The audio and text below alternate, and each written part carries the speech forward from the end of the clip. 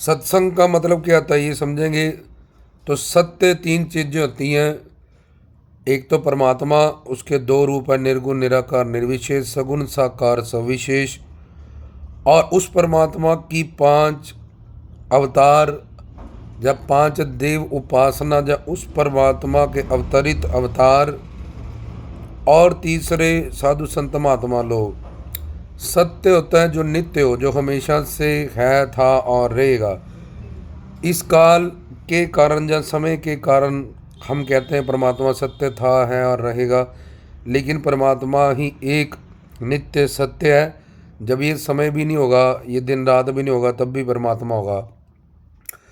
तो परमात्मा के दोनों रूप, निर्गुण निराकार निर्विशेष सगुण साकार सविशेष, उनके अवतार और तीसरे साधु संत महात्मा लोग, ये सत्य हैं। और संग मतलब इनसे जुड़ाव करना। किसका जुड़ाव करना? इस मन बुद्धि का, क्योंकि ये मन अनंत जन्म का पापी और बुद्धि उसके कारण भ्रमित और भटकी हुई है।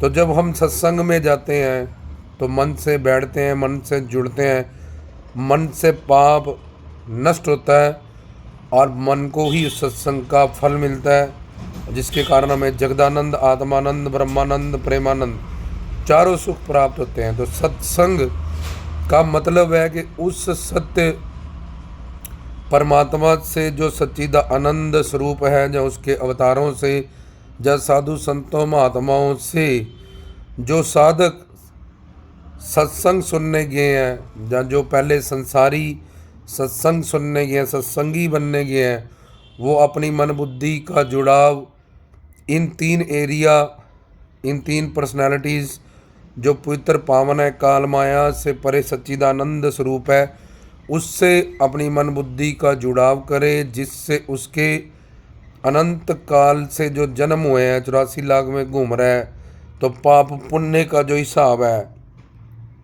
संचित कर्मों का, वो नष्ट हो।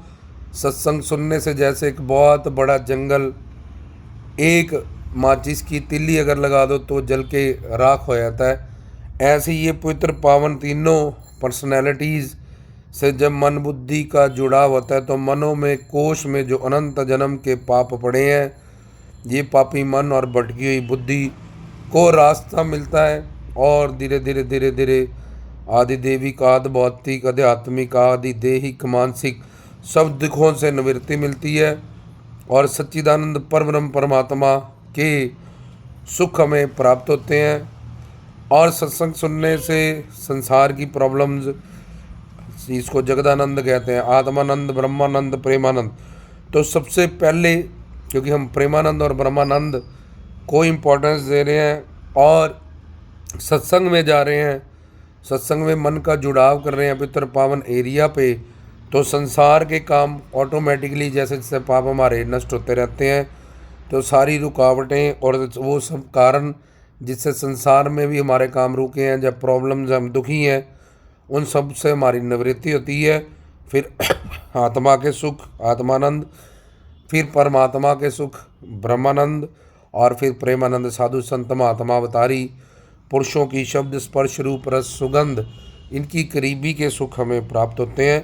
तो इस तरह से कलयुग में कीर्तन या सत्संग को प्रधान माना जाता है।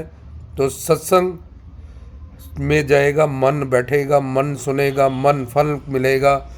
मन को, जिसका सत्संग है उसको अपने मन में पहले धारण करें, फिर उसके नाम, गुण, रूप, लीला, दाम और संत, इनकी जो कीर्ति गाई जा रही है, इनसे मन बुद्धि का जुड़ाव करें। तो इस तरह से अगर सत्संग सुने तो सत्संग सुनना सफल होगा।